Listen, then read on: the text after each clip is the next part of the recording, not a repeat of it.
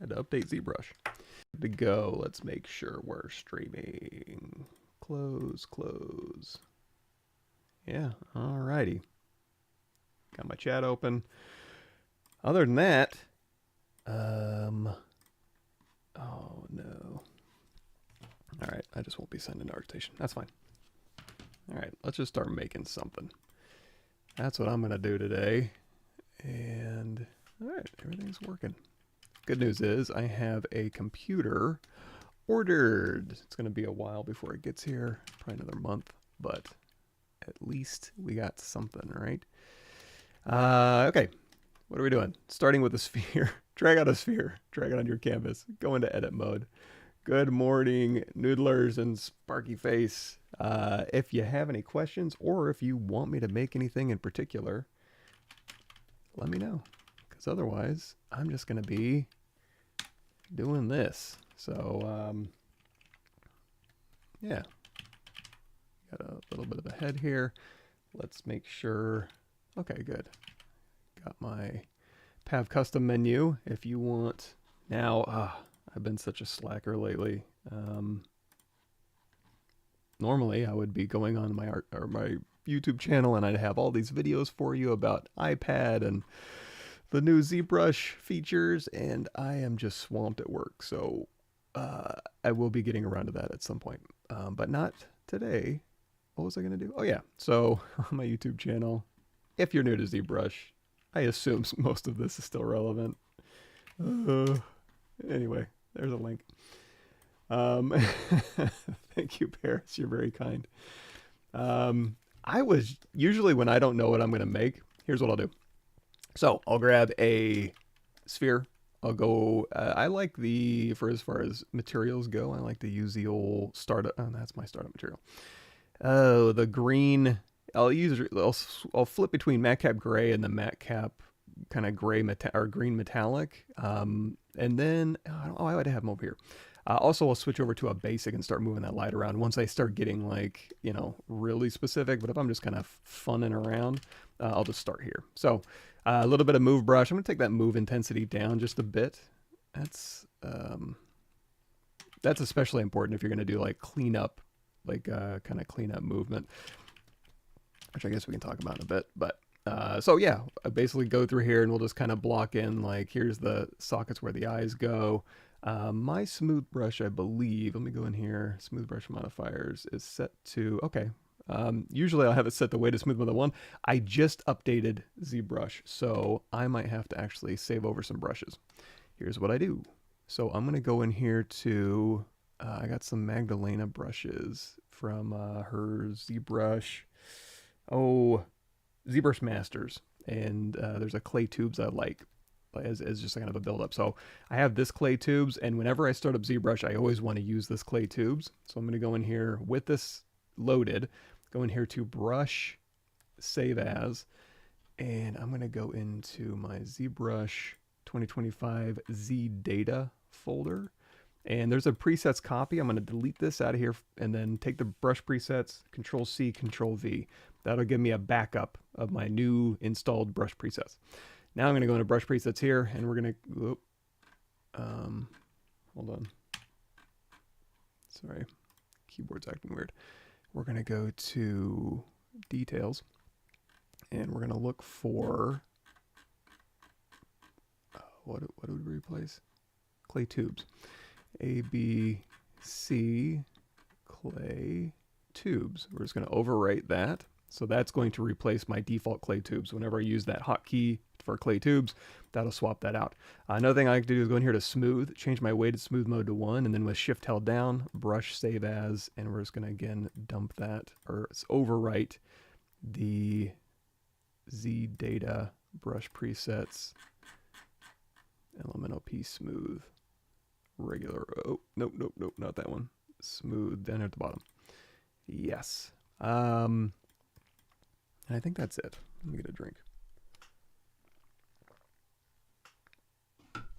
And particularly parched this morning. John Yu, it's been a long time, man. Sorry about that. Stylized hair tricks and tips. We can do that. I don't know that I'm the best at that, but let's do it. How long it takes you to learn to sculpt well. I'm still learning. So, speaking of, let's go ahead and we'll keep sculpting on this. So I'm going to go into my custom menu here. Although if you're just starting out in ZBrush, you're probably going to go over here to Geometry, Dynamesh. And if you want to know more about custom stuff, I'm going to hit Control F and we'll say custom. Here's where you can create and save custom brushes, which we kind of just did.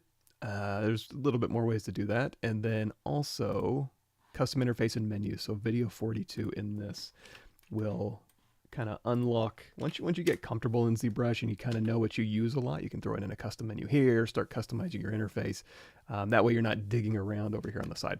This kind of speed you up. It'll make it more enjoyable. Let me make sure I have pressure sensitivity. Okay. And then now that I have smooth brush set to weighted smooth mode of 1, which is basically smooth stronger, I'm going to drop my Z intensity down while I'm working at these lower resolutions. Now, I was going to go over here and talk about Dynamesh, but when I'm just kind of blocking stuff out, it is sometimes kind of fun to go, not even just fun, but you'll get better, more intense shape contrast, which is interesting. So we'll go over here and we can hold down Control Shift and we can, like, if we want to get the planes of the head over here, we can clip that back. That'll just basically push that geometry straight back. If I turn on polyframe, you'll see it doesn't slice or trim or anything. It just pushes those polygons back. And then if I want to put a neck on here, you could go BI for B to open up the brush menu, I, and then over here under brush IMM primitives, there's one with an H on the back that has a hole in the back. We'll talk about that in a bit, maybe. You can just go over here to primitives. I like to hit M on my keyboard and go in here and grab a cylinder, or you can just go through here and just, select what you want. What I actually do is go into my custom here, and I just use those because I know where they are. And then I just drew that on, and then I went to Subtool Split, and then Split Mask Points, and that way, that cylinder I just drew, I can even go in here and say, let's do a bend curve. So that way I can switch this axis here and then switch this resolution, and I can go through here and I can start bending this curve. Now, there's not enough divisions on this cylinder, so I'm just going to go through here, hover over an edge, and say, oh, we got some new stuff in here.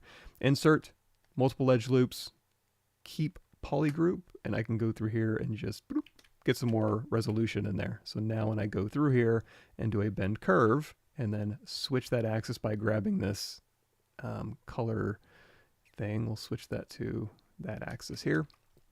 Now I can grab this middle one, this bottom one, and I can use this to kind of make arms or necks or legs or whatever. And then I can keep going. So I can just go and grab a sphere from your insert mesh brushes. We'll just drag that out. And then this can be the start of our rib cage or whatever, right? And then we'll go in here with our move brush, tap X to go across that symmetry. I don't know why that wasn't on. And just start dialing in our volumes, right? Of course, you don't have to do that. You can hit the comma key. You can go in here to, where are we going? We go in here to Tool, Project. You can load up like a base female or a base male, or in Tool, there's also, you can start with bases and stuff. So you can start with a human or a skeleton with muscles on it or whatever's easiest for you. A pillow once, we're about to do pressure. Yeah, we can do that real quick. In fact, if you are new to the cloth stuff, if we go over here in my playlist, you can go to my ArtStation page and there's a ZBrush What's New tab. This will go through all the What's New videos by year and by release, so 2021.6, etc. So we'll be looking for ZBrush 2021. And in here, this is a huge playlist. So you could go, hell, we might be able to say Control F pillow. No, inflate. Thickness inflate. Yeah, we got a couple inflates in here, but yeah. Actually, let's see if I even remember how to do it. So anyway, here's a whole bunch of cloth in here and how to kind of go through and inflate cloth in ZBrush. So 2021 is the playlist you want to look for if you want to get into cloth, although it is a big one. But let's go out of edit mode. let's grab a plane 3D here. Make polymesh 3D. Right now, this is set to an initialized state. You'll see the poly group is white. That just means we can go down here to initialize and we can change these settings. If we're ready to sculpt on this, because if I try to sculpt on this now, it'll yell at me. Go up here and say make polymesh 3D, and let's switch this out so we can see a little bit better. There we go. So now our initialized state has changed, but now we can go through here and we can sculpt on this, right?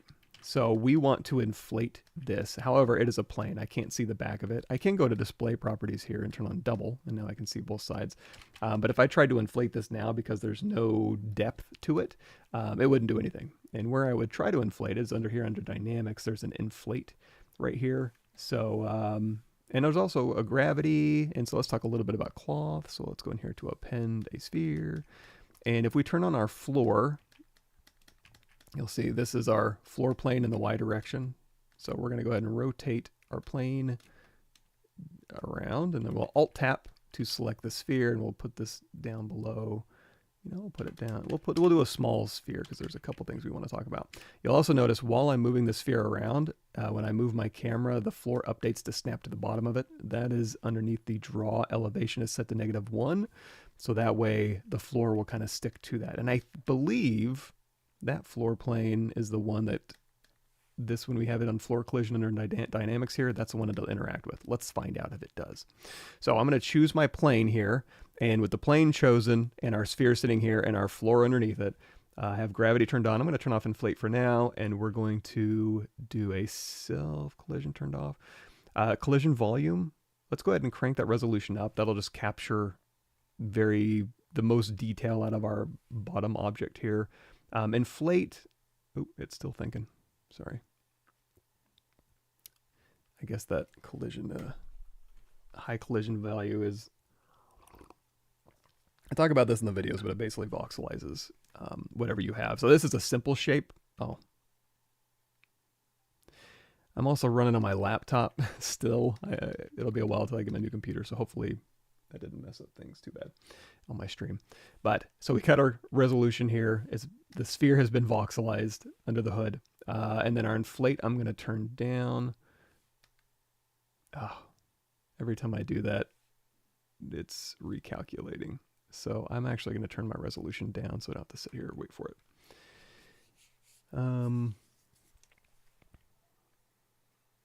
That's fine. That'll go a little faster.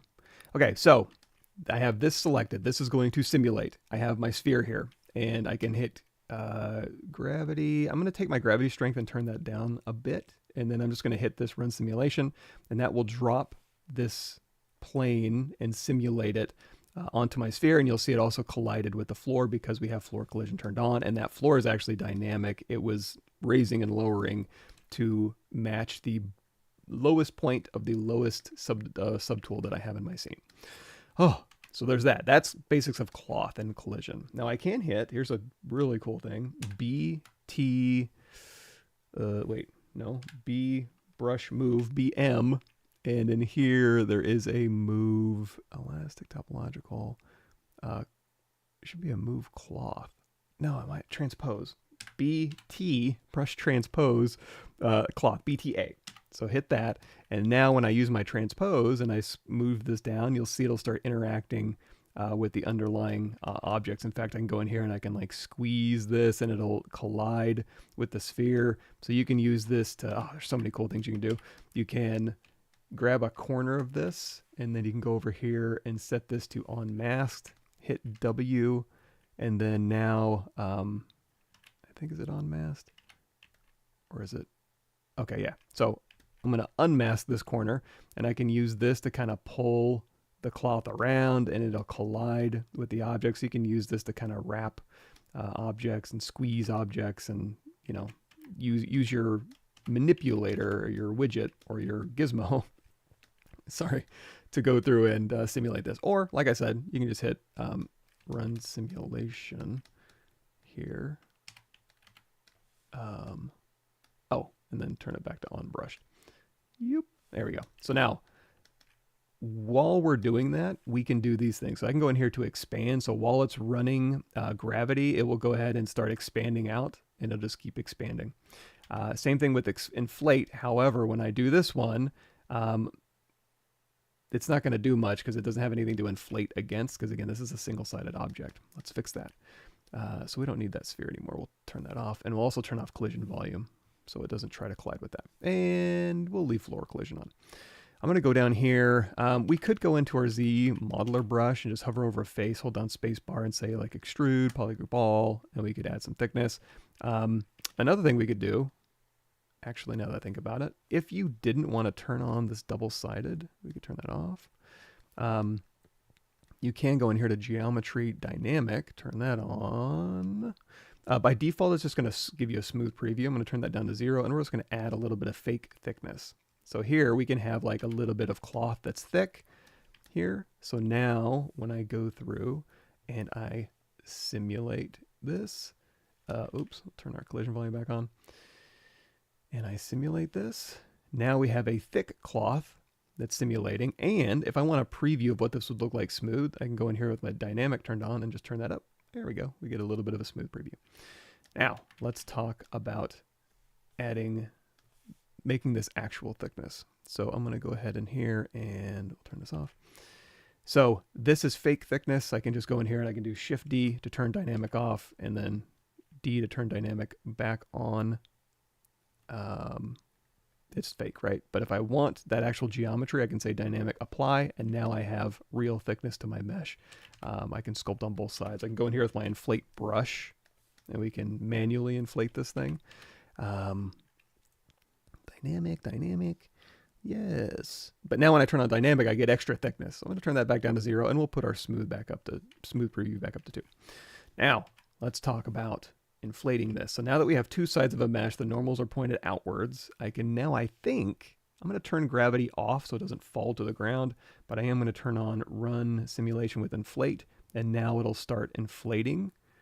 And there we go. So we've kind of made a big fat pillow. You could do all sorts of things with masking, because when you're you can use like masking polygroups to your advantage. Let's see if I can remember how to do this. If you wanted to make a comforter, let's do Shift D. Let's go ahead and crease, geometry crease. I'm just going to run this crease tolerance 45 to crease those edges. I'm going to actually hit Control D to subdivide once and then delete lower so I have more geometry. So if I wanted to go through here and say, hover over an edge, polygroup, polyloop, and we'll just say, I don't know, go through here and just you can make a pattern or whatever. I'm just going to do a haphazard example here. So I'm going to use these as masks. So when I go through here and I want to if I want to isolate a polygroup, just Control Shift Tap a polygroup to isolate it. I'm going to mask this, Control Shift Tap to bring everything else back, Control Tap to invert that. No, we'll keep it like this. And now when I run an inflate, we can actually turn off our mask here. We'll say mask, view mask. It's, sorry.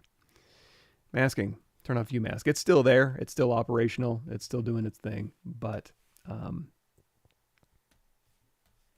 now we can start getting, like if you wanted to do like a jacket where you masked certain areas and then had it puff out, like a puffy jacket with seams, that's a way you could do that. Now, when we start going in here and sculpting wrinkles, so if you want to go through here and just, let's turn on L, tap L so we can turn on our stroke. Lazy mouse, that toggles lazy mouse on and on, so this kind of even your stroke out if you're trying to do like nice wrinkly stuff. So we'll go through here and we'll make wrinkles, but we're not getting a ton of resolution out of here, right? It's only 8,000 points. So we could Control D to subdivide. We also know, we still have a mask applied, so I'm going to Control drag to unmask and then Control D to subdivide. So we can that'll give us more geometry, that'll give us more resolution. And the coolest thing is if I want to go in here with my pinch brush, go over here to elasticity, crank that simulation iteration up. Now I have cloth turned on for my pinch brush. So when I go through here, let's also turn off inflate. Now, as I'm using that pinch brush, it will go through and it'll run a cloth simulation while I'm pinching. So it'll try to maintain those clothy relationships. So, and now that we have more resolution, let's go through here and we'll say Control Shift Tap, green, mask, here, invert. And now when we run our, we'll turn inflate back on, run our simulation, we'll have more fidelity. The masks will be sharper and cleaner, and we'll have more fidelity in our cloth as it inflates. So that's kind of the long and short of it, I think. Wrinkles, dynamic, yeah. Okay, let's see. Pillow. Yeah, I agree with Sparky. You get out what you put in, and yeah, like, so I brought up Magdalena this morning. I always like to bring up ZBrush Masters YouTube. Yeah, go check out these ZBrush Masters, and they'll give you their tips and tricks and how they like to approach problem solving stuff. They got some really good stuff in there, and the ZBrush summits are really good. Like and people have tons of YouTube channels, and find your favorite artist. They probably have something. Yes, I agree. Let's see here. 2012 upgrade. Ask Maxon any improvements in the curve system. I don't, not that I remember. If you do want to put, okay, so we have this here, right? I'm going to go here and say delete lower. So we have, we can slice through here. I'm going to go through here and we're going to do a slice circle. Now, anything you want to slice through, it's going to go all the way through the object. I think you can use masking. So if we mask the back of this and then slice, it does, oh, it still goes through, it just doesn't polygroup. Or, here's a cool thing. Hold down Control Shift, run slice circle, right? Oh no, you can tap Control, that'll temporarily swap it out to a select rectangle, and then we can hold down Alt and just get rid of that visibility. So now when you slice through, or if you don't remember that, just go in here to say select rectangle temporarily and then go back here to slice. So now we've sliced one side, and if we want to put a curve along here, we could go in here to like brush curve tube, and if we want this curved tube to actually follow the object, we got to go in here to picker. Let's see if I remember how to do this. Orientation, we're going to say continuous orientation and continuous Z. And now when we do this, it'll snap to the surface. And then now we can use our, you can use your Z intensity to actually make it a little bit like a flatter tube. You can also go in here to the modifiers, I believe. It's been a while. Let me think. Modifiers. Yeah, it's set to 20. So you can drop this down to like 8, and that'll give you a simpler, 8 span tube. So that's a couple different ways you can use tubes. Or you can tap S on your keyboard or go up here to draw size and make this bigger or smaller. But now if you wanted to like put this in a circle, you'd have to go through here and draw it. It's kind of a bummer. So one thing we could do, if we go over here to stroke, there's a whole bunch of curve stuff you can do in here. We can frame, if we go in here and say frame polygroups, it's going to frame all of our polygroups. So instead what I'm going to do is hold down Control Shift, isolate just our slice, and change this to border. So now we have a curve that follows this, right? So now I can go in here with my clay tube, tap that, tap off away from it, or go in here to curve functions delete. We'll do a split mask points, which is underneath subtool, split, unmask points or whatever. And now we've used the geometry, and just like we did when we first started, if I go in here and put in like a cylinder with actually has spans this time, split mask points, let's go through here. I'm gonna hold down Alt, and we can, oops, let's do BTC for transpose classic. So we don't have the cloth here. I can scale this down. I can go back in here to, no, give me it. There we go. Bend curve. This is probably my favorite out of the deformers here. So we got this bend curve here. You can go through and you can twist and you can scale and all sorts of cool stuff. But you can also go in here and add resolution. So once you start dialing in what you want your shape to be, I'm going somewhere with this, I promise. So we have our shape, right? And I'm going to go through here. I'm going to do a polygroups. Do polygroups, group by normals. And why I'm doing that is I want to get rid of these caps. Control Shift Tap, the pink polygroup, geometry modified topology, delete hidden. I'm going to hover over one edge with my Z modeler brush, BZM. Hover over an edge, spacebar, polygroup, polyloop. We're going to grab one of these and then tap another one and then tap Alt, Control Shift tap between them. Geometry modified topology, geometry modified topology, delete hidden. When I say that, that just means geometry modified topology, delete hidden. So now we have two polygroups, right? We know we can go over here, frame our polygroup mesh, and then go back to our brush, you know, whatever curve brush you want. We started with a curved tube, and that'll just put a tube, a curved tube down the middle of that polygroup here. So we can use that as a way to control our curves. Also, you can say BI brush insert IMM curve, hit M, grab a hose or bracelet or necklace, tap to update, and that'll just update on the fly. Any brush that has a curve, you can go through here and just update it, and it'll swap it out for you. So now we have geometry controlling our curve. So that way, again, and if you can't tap off, or it's like, okay, you can tap off over here maybe, but if you're trying to tap off and you're actually manipulating the curve, go over here and just say curve functions delete. That'll get rid of the curve. And then again, we'll do a split mass points to get it off of that original, call this a geometry guide, I suppose. That way, you don't have to go through here and be like, okay, I have a path, but now I have to go through here and draw that on there. Now, it's not that bad. I did a pretty good job. It's a little wobbly. You can also go in here to curve function smooth. Just tap that once and then tap to update. And that, or you can hit 6 on your keyboard. You can see the hotkey for that. So just tap 6 and then tap to update. And then that way, that'll kind of smooth your curve out. Yeah, so delete. So long story short, no, I don't think they made any improvements, although there are some cool stuff you can do with curves. They're just not going to be like Bezier handle curves that you're probably expecting. So if we draw this out and then we say split mass points, no wait, draw this out, and then while this, so when it's red, you can go in here and make your draw size bigger or smaller.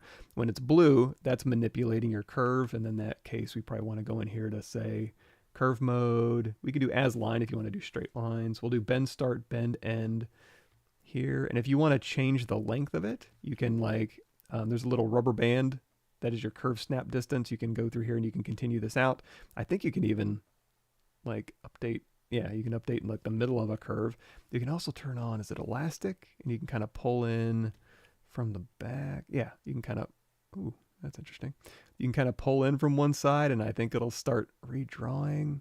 I don't know. It's been a while since I've messed with curves. Anyway, you have a curve and you can manipulate this curve. You can also, as you're dragging, hold down Control and that'll go through and you can twist.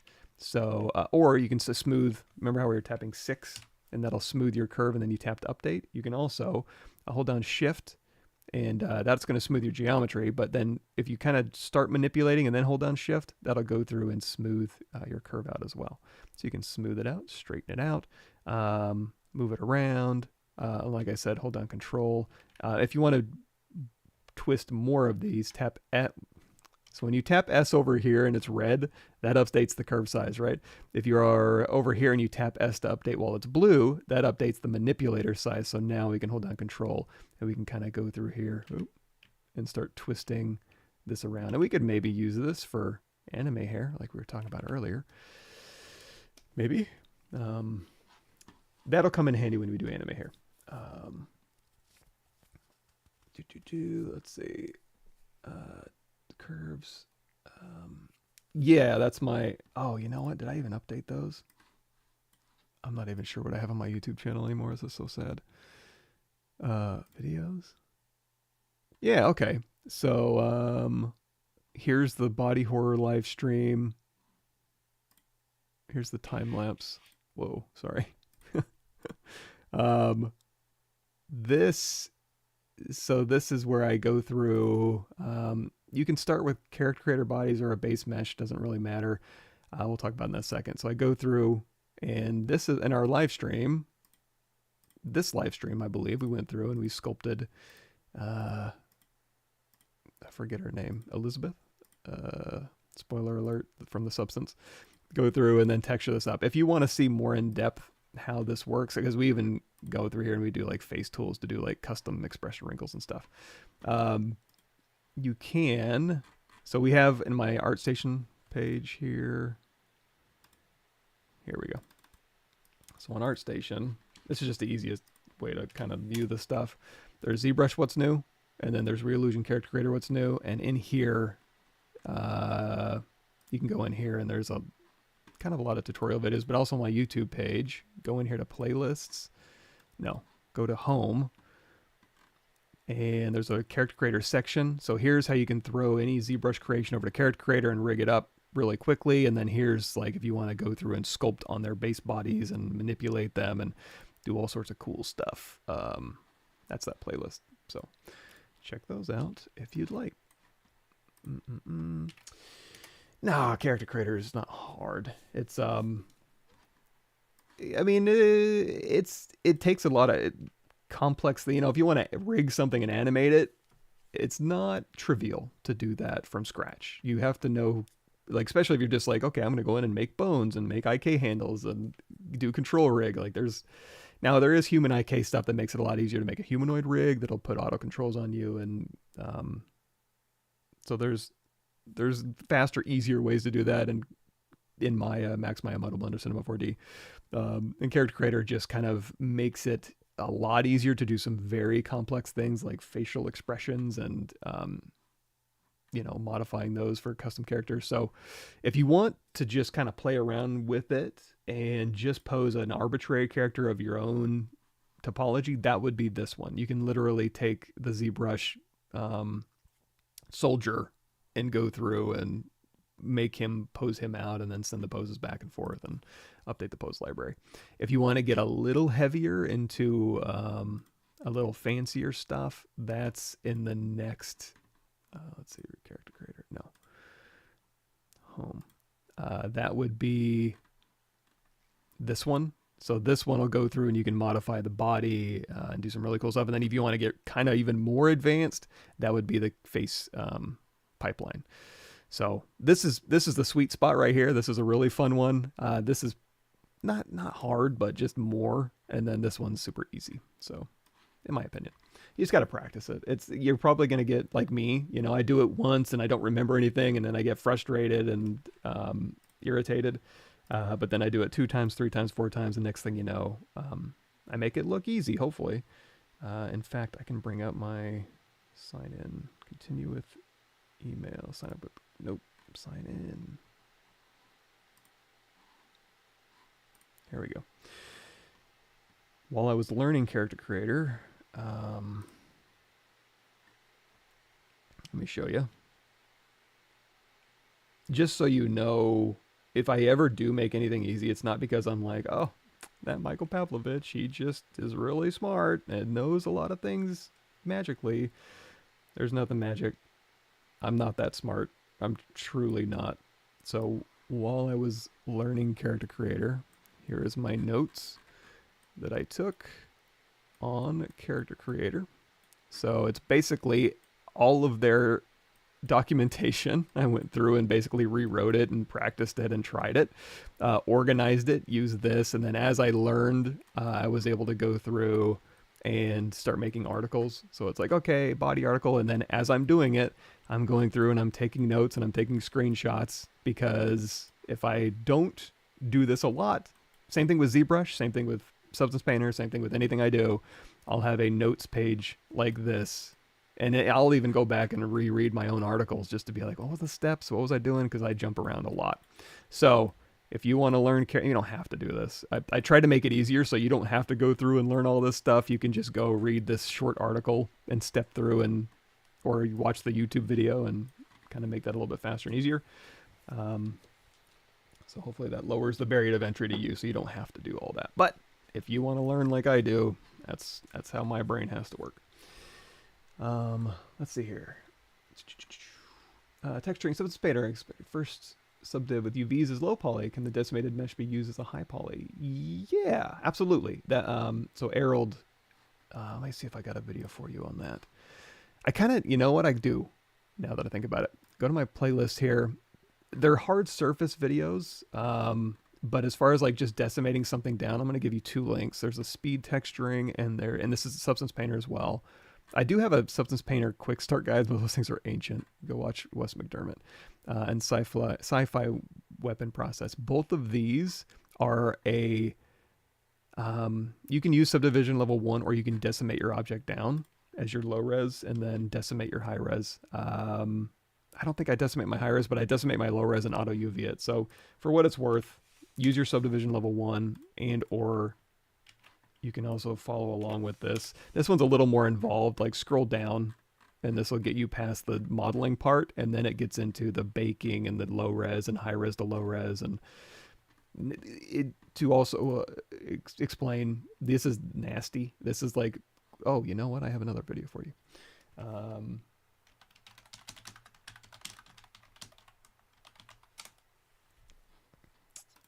ZBrush Summit 2018. If you want to see how I use this in production, this is me at ZBrush Summit explaining rapid iteration, quick modeling, decimating down, auto UVing, Substance Painter, preview, iteration stuff. Let's see. Highball A. Oh, we need to do anime here. Yes, exactly. Big blankets, comforters, big puffy jackets and stuff, all that good stuff.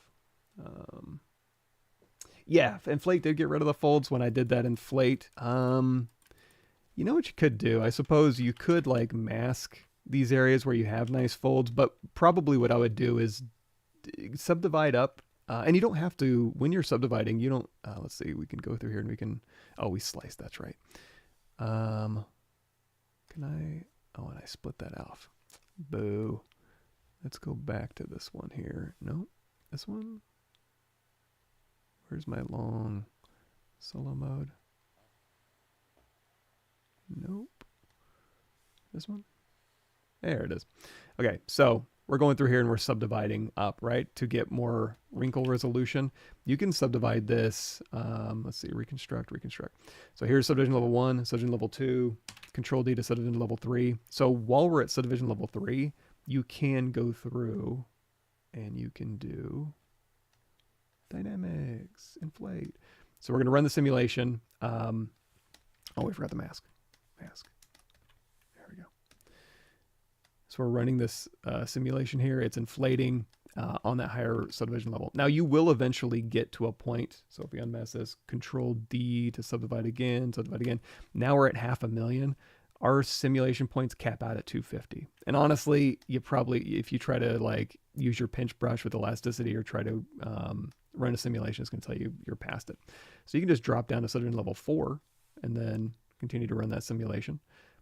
So you can run simulations at different simulation or subdivision levels. Oh, hold on. Undo. So if we want to go to subdivision level 4, oops, and mask here. That's also another way to possibly maintain like, you know, subdivision level 2, big primary wrinkles, and then you can subdivide up. Also, if you're at subdivision level 5 and you're like, I just want to simulate this small area, no problem. Just go in here and isolate it. Now your point count is below. Now you can run the simulation, no problem. Now, this is also a way when you go through here with like your pinch brush. Uh-oh.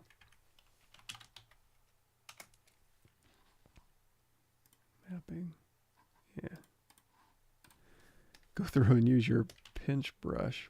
Boy, it's going nuts. Do I have pressure sensitivity anymore? Yes. Why is my pinch brush crazy? Oh, I guess I just cranked it up. Elasticity. Oh, I have inflate turned on still. Sorry about that. Okay, so while we're going through here and we're using our pinch brush that has simulation on, you'll see we're getting a lot of tiny wrinkles. So that's a way you can go through here, you can subdivide up more, you can isolate just a section, and you can get more fine-tuned wrinkles.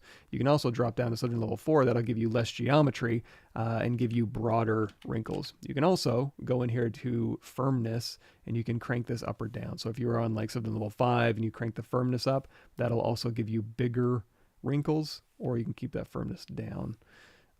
and give you finer wrinkles.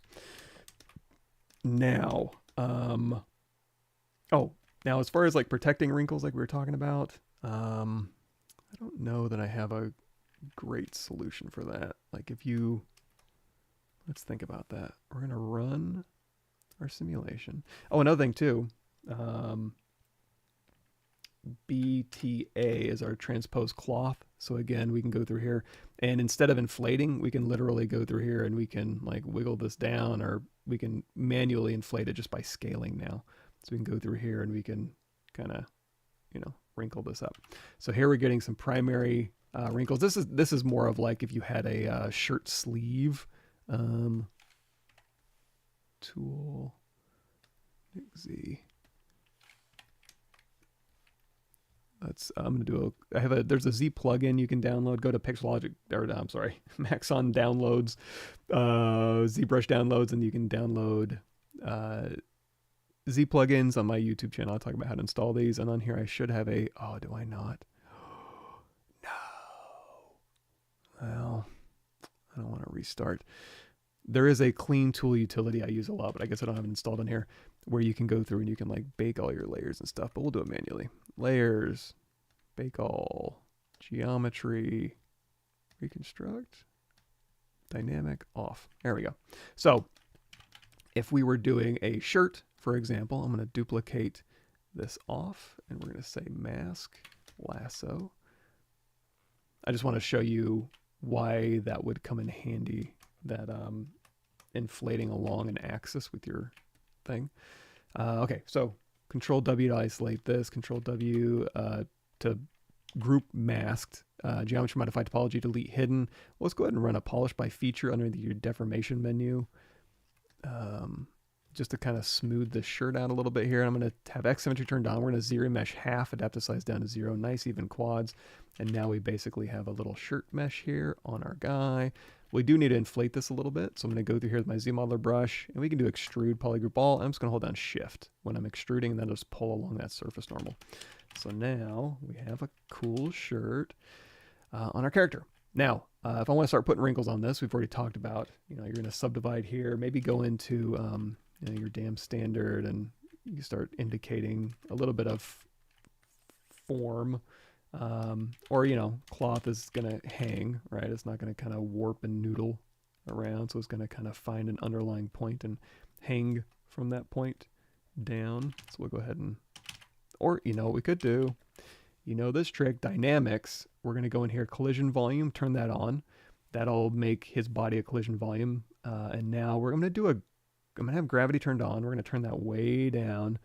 And then we're going to run a simulation just to kind of drop that shirt onto his body. So now we're getting kind of a hang look. And in fact, we'll take that down a little bit more.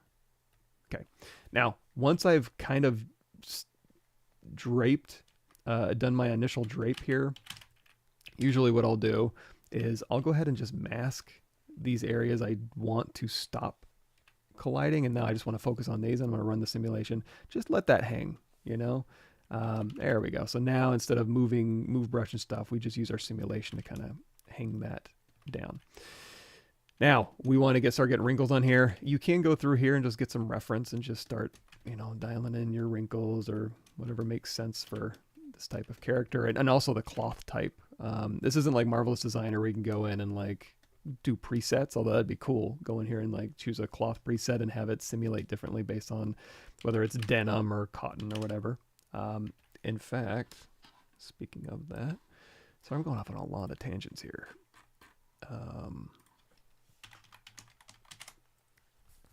So here's Marvelous Quick Start. This one is kind of cool. This one where you can go through and you can create your like your ZBrush shirts and just do your UVs really quickly, and you can send this over as a pattern in Marvelous Designer. So if you want to hop back and forth between ZBrush and Marvelous and use ZBrush to create your clothing look and not have to deal with patterns, that's one way you could do that. If you are going to do that, you're probably going to want to do something like this. So we'll say delete lower, control shift. I'm going to slice curve through. This is going to be sloppy, but bear with me. I'm just going to slice through. Boy, that is nasty. Let's try that again. I'm going to turn off X symmetry, and we're going to do this Let's do it like this. We're going to say Control Shift. I'm going to go in here to select lasso. Let's make it so you can see a little bit better. We already have geometry that, yeah. Here's the thing. Let's make this really complicated for you guys. Let's say I'm going through here and I'm sculpting and I've got some cloth wrinkles that we're going to talk about and modify these and make them better. But I want better seams for my shirt because I'm going to take it into Marvelous and use it as a pattern, or I want to mask and have seams in specific areas. So what I'm going to do is I'm going to Control tap this latest point in history. That's going to store all the hard work I've done up to this point. And we're going to snap back to that eventually. But I do want to change this. I want to change this polygon layout, basically. I want to control it a little bit better. So now what I'm going to do is hold down Control. And we got mask lasso. So I'm going to go through here and I'm going to say, I want a seam right along here. I'm going to hit Control W and Control Shift tap this one. And same thing for this one. Now this one probably is easy enough now where I could go through here and say, you know what, I want to just slice through here. But we have subdivision, so I'm going to delete lower. There we go. So now I have top and bottom seams and then my arm seams. Now, this is slightly problematic. So if I want to go through here and say geometry ZBrush, give us some new geometry. Yes, ZBrush. We want to keep our polygroups because I want to use our polygroups to control it. I want to smooth groups. I can keep this one on and it'll go ahead and smooth those groups for me, but these groups are already smooth and frankly, I just like to control my own smoothing. I always turn that down to 0. Half is just going to take our point count and drop it in half. You can turn that off and dial in your polygon count or whatever. I just keep it on half. So we're going to keep our groups, and adapt the size down to 0 just gives us nice even quads. The higher this is, the more it wants to build in. If you had some really heavy wrinkles on here, then I would maybe raise that adaptive size up a little bit, but I'm just going to keep that down to 0 for even quad distribution. Now, I can manually smooth this out. All we got to do is go in here to a couple different ways. Brush, smooth, brush modifiers. Change your weighted smooth mode to 6. If you hover over here, you'll see that they have different things that they do.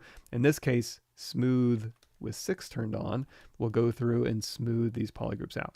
Alternatively, if you had a ton of these and you didn't want to do it manually, go down here to masking and say turn on groups, mask by feature, Control tap to invert that, and then do a deformation.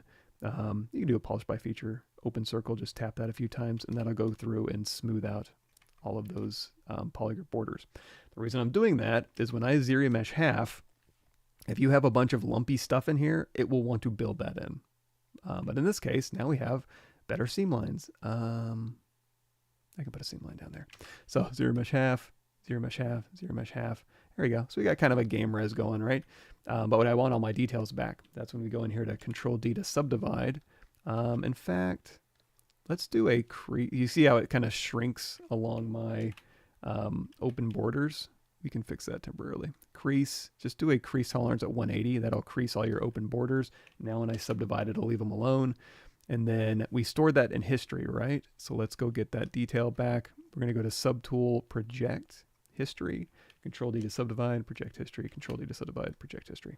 So now we have our details back. If it ever like kind of messes up, if it's like this, it's not a big deal. But if it's a bigger deal, one thing you can do is you can turn off X symmetry, BHR, that's your history recall brush, and that will just go through and paint. So like if we were like, let me do something obvious here. If you got a projection error that was like this, BHR, and then now just kind of aim your camera right down at it, and that will history project back out. Now it's the same on both sides. We had to turn X symmetry off to use that brush, but you can just mask half of this. Although, I don't know, if you want to keep your symmetry, go in here to deformation and then just do a smart resim across the X, and that will resymmetrize it. Or you can just do both sides with your history recall brush. So now we have shirt wrinkles. You can go through and do better UVs now, so it's a lot easier. So one way to do UVs, a couple different ways. And you can use your UVs as patterns. Let's go in here to Z plugin. And let's do UV master. We'll say work on clone, symmetry, polygroups on, unwrap, flatten. And there we go. So if you unflatten that, we can say, let's check our seams. It did a good job and put our seams right along here. If you want to control those a little more, you can say enable control painting attract, and you can just paint. Turn on X symmetry. You can just paint where you want your seams. Or you can say, okay, so we've unwrapped, right? And we've flattened to look at it. So we can unflatten. I'm going to copy, unwrap, flatten, unflatten. Copy UVs. I'm going to go back. So this one doesn't have any subdivision history. It's a clone, right? So we're going to go back to our shirt here. We're going to paste UVs. So now this shirt with subdivision history has UVs.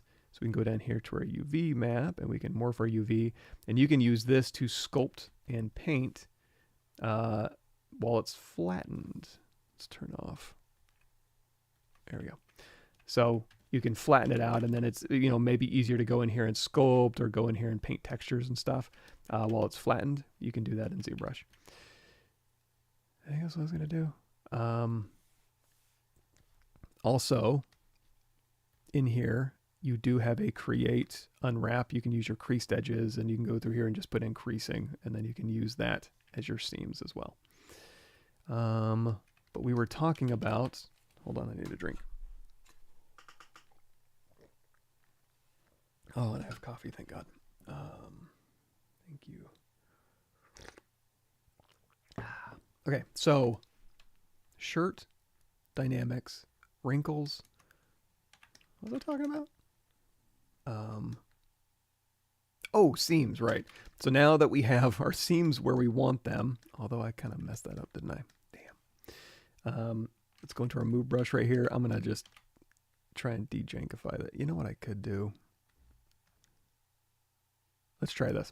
We're at subdivision level 4, right? Let's go into free subdivision levels. I rarely use that, but this is one instance where I would. I'm going to go in here with my Z modeler brush. We're going to say bridge 2 points. We're going to bridge here to here, and then we're going to hover over an edge. We're going to say collapse edge. And we're going to move this in, and that'll give us better seams. I'm going to unfreeze. So that'll allow you to update your polygroups and your subdivision level 1 stuff on the fly, and then it'll project your details back. So now we're at a higher polygon level. So if I want to use those seams or those polygroups that I have now, I can go in here and just like we did before, stroke, curve functions. No, not stroke. Although we could. I'll show you that in a second. I'm getting ahead of myself. Masking.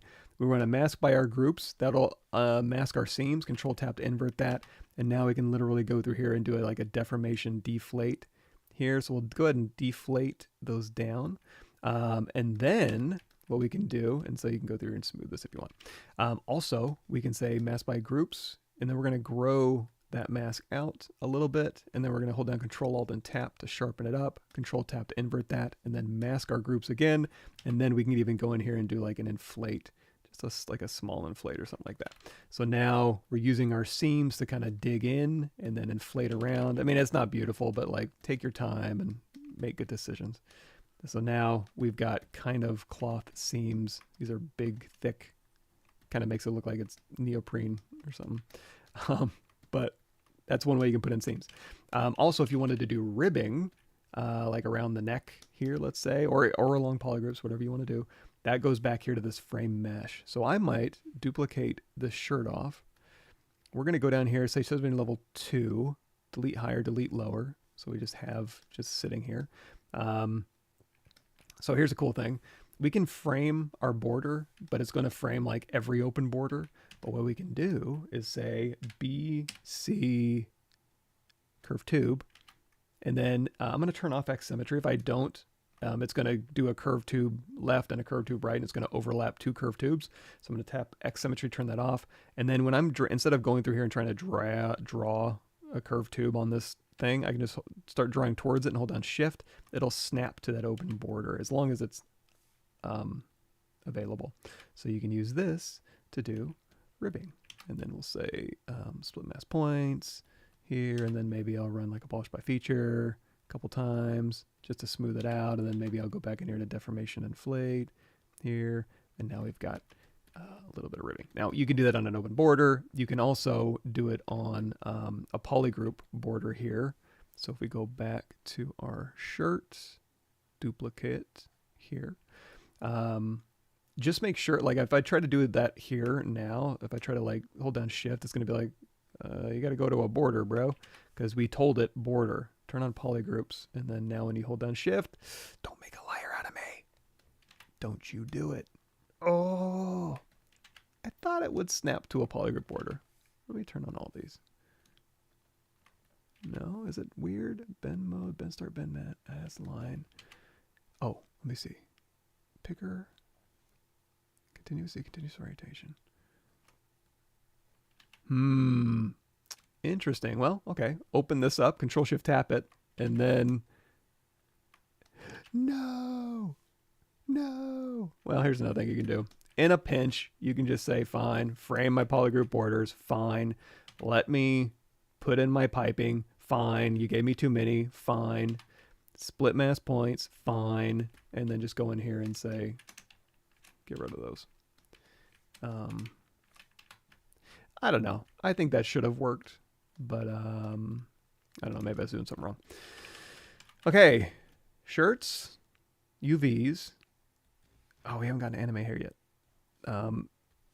Although I am kind of scared of hair because I don't do a ton of hair, but we got some hair to start with, so we can use that as a base maybe. Does that all make sense? No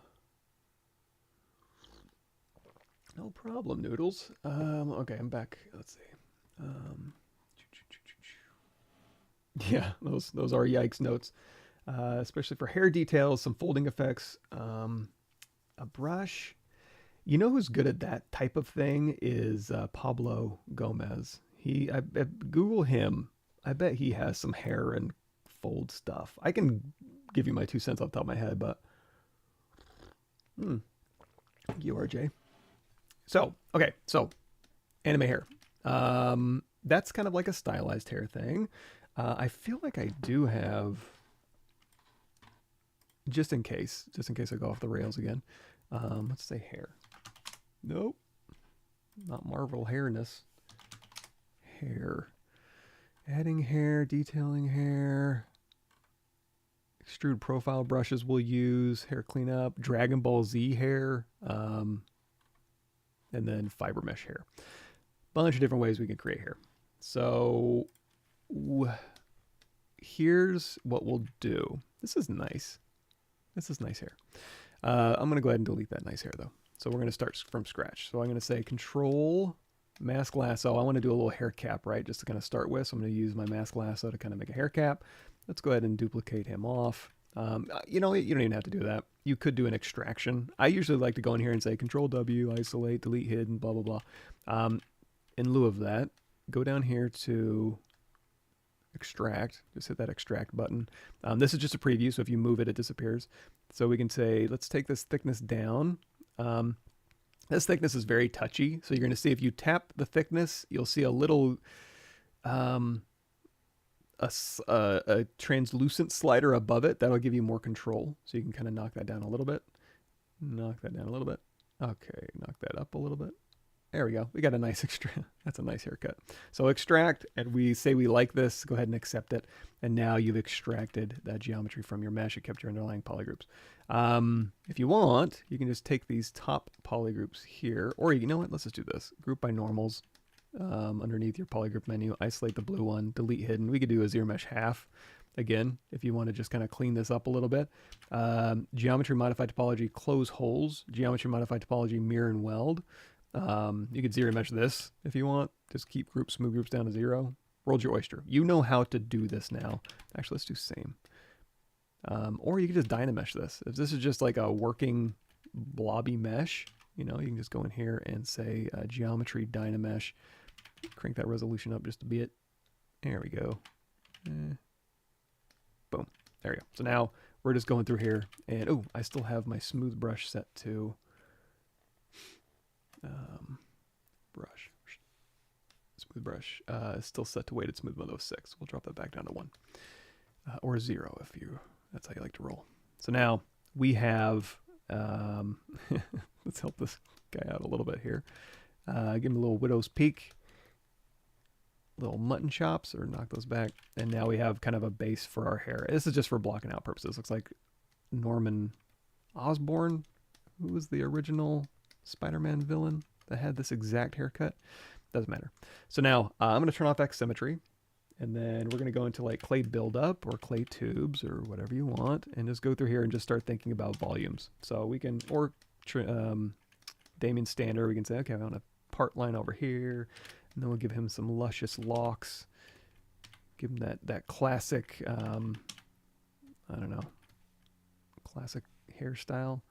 Usually when I'm doing this vanilla white guy haircut, it's like 1956 Hoosiers.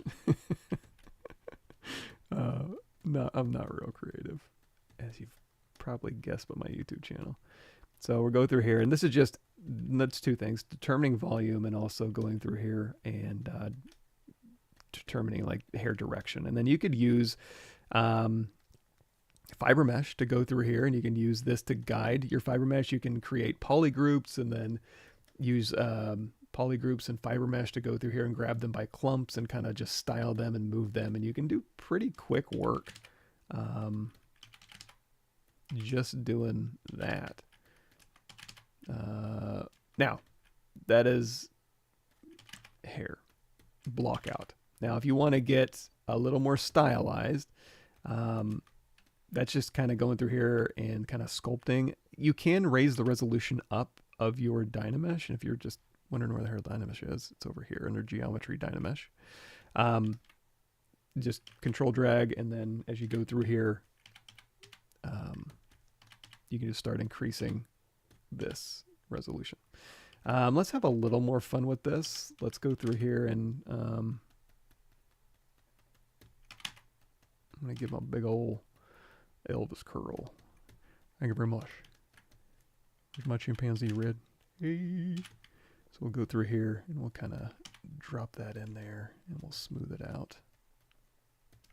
So now, let's go in here. So now, let's talk a little bit more about sculpting. So if we just want to like let's say brute force, because this can be very finesse as well. You kind of go through here and you use your move brush and your sculpting brushes and like H polish and trim dynamic. So if I'm going to do that, like go into trim dynamic brush and just kind of go through here and just start cleaning up, or holding down Alt and you can pull along, or going here to H polish. Now, if you are using trim dynamic or clay buildup and you're on a thin surface and you end up with something like this, where it's like, oh, my mesh is getting holes in it, just make sure under your brush auto masking, turn on that back face mask. That way, when you're on a thin mesh, it's not going to pull all the way through. It'll just leave it alone. So now, if I've got my volumes here and I just want to have a nice clean surface to sculpt on, that's when I'm going to hold down Control Tap. Oh. If I can't get that latest point in history very easily, I'm going to say, let's go like here. We're going to say Edit, Delete, Older Undos. I don't need them. And then now I can more easily grab the point in history I'm looking for. So I'm going to grab all these details I've sculpted, even though really in this case doesn't matter that much. And then again, I'm going to go through here. I'm just going to hit Control W to make it all one polygroup here. Those internal polygroups weren't doing me any favors. Zero mesh half.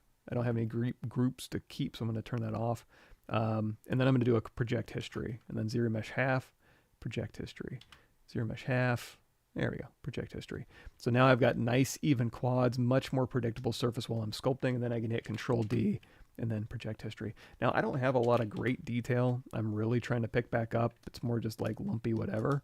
So that's where, you know, again, yeah, you can project your detail back, but in this case, it's not really doing that much for me.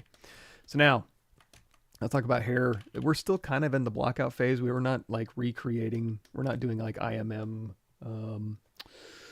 What am I trying to say? We're not trying to replace this hair just yet, but we'll get there. So what I'm going to end up doing, just if you want a sneak preview, is ZBrush.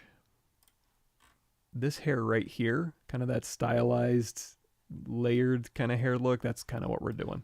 So, sculpting.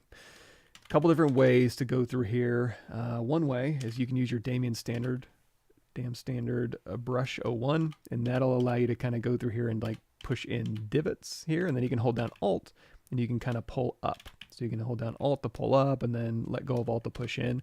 And using your block out volumes, again, using our clay tubes or our clay buildup, we're like, okay, I need a hair strand that's going to go from here. And hair tends to helix. So instead of being like, I'm going to take one hair strand and it is going to wrap, I mean, if it's a stylistic choice, go for it. If there is a story reason why this guy has one super long noodle hair that goes all the way around and wraps and maybe like a Junji Ito hair creature monster, feel free. But generally speaking, if you look at somebody's hair, it'll be like, okay, I got a little piece of hair here, and it'll kind of helix underneath and just kind of disappear, right? And then this will kind of pick up where it left off, and it'll helix around, and it'll do the same thing. So hair will kind of overlap and helix, and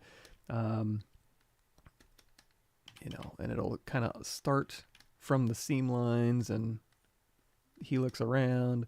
So we'll kind of, again, go through here and indicate hair direction from our, that's our seam line. That's our, what's it called? Part. Anyway, so that's kind of the hair helixing thing. Now, while it's helixing and we're talking about stylized hair, I'm going to drop my Z intensity way down on my smooth brush. So we kind of have some volumes going. We kind of have some hair direction going. So now I want to start indicating possibly, let's hit Control D one more time. And then we'll go back to our Damien standard brush. This is where we can start going in here and say, okay, we have a hair helix. This is the hair direction, right? But, you know, maybe right along here, it'll kind of pull up a little bit. And then as it's going around this way, maybe it'll scoop back here, and, you know, that hair ridge, that hair line will kind of follow this. I'm going to turn up my lazy radius just a bit. That's underneath your stroke menu, lazy mouse, just to L to turn it on and off, and then lazy radius to give you a little bit more of a lazy brush effect. Now, I'm going to start, because I don't have a very steady hand, I'm going to start getting some lumpy results. So this is where it starts getting a little bit painful. So, you know, you want to look at your profiles and you want to go through here and you want to make sure you're getting a nice, clean silhouette, that real artsy, you know, thick to thin, storytelling, beautiful curve, you know, that kind of helixes around and twists in the right way that you want. And that is one like slow, precise way to kind of go through and do that. Now it does get faster. So, and you can start like masking this stuff off and breaking it off, and it'll make it a little bit easier to manipulate. But again, this is still kind of our block out, but we're starting to get a little bit more intentional with our shapes and our directions. Man, I'm just having a hard time with this brush. An easier brush that might be easier to use is the, we brought him up earlier, the Pablo Gomez. There is a Geo Soft brush, or Orbs Cracks. That's another good brush here. And there's also a Damn Standard 02. All three of these brushes could do pretty good for this type of work. The Geo Soft brush is good because you can make it pretty big, and then you can just very softly go through here and just hold down Alt to kind of pull up to a ridge and let go of Alt to kind of push in, and it'll kind of give you, it's a little more forgiving, and you can be a little bit more finesse feather touch with it, and it responds well. So this way, again, we're going through here and we're like, okay, I'm going to helix this around here. There we go. And I'm going to hold down Alt. Okay, we're going to helix this around here. And like I said, it'll kind of smooth out your lines. You can also use, we were using the pinch brush earlier. Let's switch to the pinch brush and we'll go to elasticity. We'll turn that off. We don't want claw simulation. And you can go through here and like right along this ridge line, you can use your pinch brush, and that'll kind of, you know, straighten it out. And then go through here with your move brush and then smooth brush, and you can start dialing in, you know, those hair shapes. Again, we are probably going to replace these with actual geometry that you can split up, but for now, for blocking in and doing a little bit of sculpting, that's a couple different techniques. Now you can, like we're talking about, H polish. So you can go through here, and you, even on these things, you can go through, let go of Alt and polish down, and then hold down Alt to polish up to a surface. And you can go through here and you can really use your H polish brush to really like delineate between these shapes and really smooth them out, and then go in here again with your move brush and just say, let's move this back a little bit, let's move this out a little bit. There we go. Let's get a little wobbly in there. Okay. Also, there's like, let me see, remember where these are. Comma key, brush. There's a couple slash brushes. One of them isn't going to be auto-loaded, but we'll go find it. My pal Jason Smith showed me this one. He does a lot of sculpture maquette work. It's really nice. You know what? He should be teaching this. Slash. He does stylized hair. So /2 is a good one. Actually, there is a slash brush in here already. /3. So there's a /3 brush. You can use this. Let's drop that Z intensity down just a little bit. So you can use these slash brushes to kind of go through and kind of do the same thing. And then this /2 brush that we just loaded in has a alpha like this, and this is good. Whoa, let's drop that intensity down. Again, you can hold down Alt and let go of Alt, and you can use this to kind of give you just kind of a block out starting point for those kind of shapes. They might get a little wobbly, but you just got to go in here and re-Dynamesh. If you're starting to tax your geometry a lot, then maybe keeping it Dynamesh at this stage and figuring this out, and then Z-remeshing and projecting later. Also, while we're using that slash brush, if you do want, like if that line is too harsh for you, you can go into the alpha, modify, adjust, and just move these two dots further apart. You'll see as I'm doing that, that midline is getting blurred a little bit. So that'll kind of soften that alpha for that slash brush. So now you can go through here and you can see, pretty quickly, you can start getting some nice hair shapes. Anyway, so we're sculpting hair. We're having a great time. Everybody's really enjoying this live stream. I'm gonna hold down Shift. We're gonna crank that Z intensity up just a little bit here. And so again, I'm not gonna do a beautiful job. Probably because I couldn't. Even if I was like, okay, I'm really gonna try really hard and really impress y'all, it would just end up being not that great anyways. But just for demo purposes, I'm just gonna be like, okay, volumes and hair direction, clay buildup, and then here, clay buildup here. And then each one of these, you could go in and you could like do what we were doing where you like smooth this out and then you put in, oops, this probably needs to fall back this way, right? I don't know, get some reference out. What does hair look like? I'm a white guy with this exact haircut and I don't even know how to do this hair. And I look at myself almost every day. Okay, so we have volumes, we have hair direction. If I was so inclined, I could go in here and do it exactly like what we were doing earlier, where it's like, okay, let me, maybe put a little helix in here and then dig this one in, and then we'll emphasize this a little bit. You don't want contrast too, right? So especially if you're doing like sculptural, like maquette, what am I thinking of? DC, or who does all the statues? That type of hair. I don't know what I'm trying to say. I don't know what I'm trying to say. So we can go through here, and this is where you can start just refining, how this hair interacts and helix is around each other, and, just do your little bit of cleanup work. And it can be, I wouldn't say relaxing because this stuff irritates the hell out of me, but for the more artistic in the crowd, you could probably have a lot of fun going through here and looking at reference and really seeing like, oh, how does this hair work? And really having a good time going through here and just, doing some really nice hair, etc. Now, we have a block out, we have hair direction, we have hair volume. This is where we could start replacing some of this with more, I want to say usable geometry, but deliberate geometry that we could split out and clean up by itself. And that's where, actually, let me get back to my questions here. Sorry, I haven't looked over in a while. Oh, thank you, Harsh. No problem. Hopefully the stuff I'm going over is still cool, even if you don't have any questions. But if you think something, shout it out. I'll try to get to it. Custom menu open, you have that in your ZBrush series, right? I love your works. Yes, thank you, Crisis. This is a custom one. And at the very top of our presentation.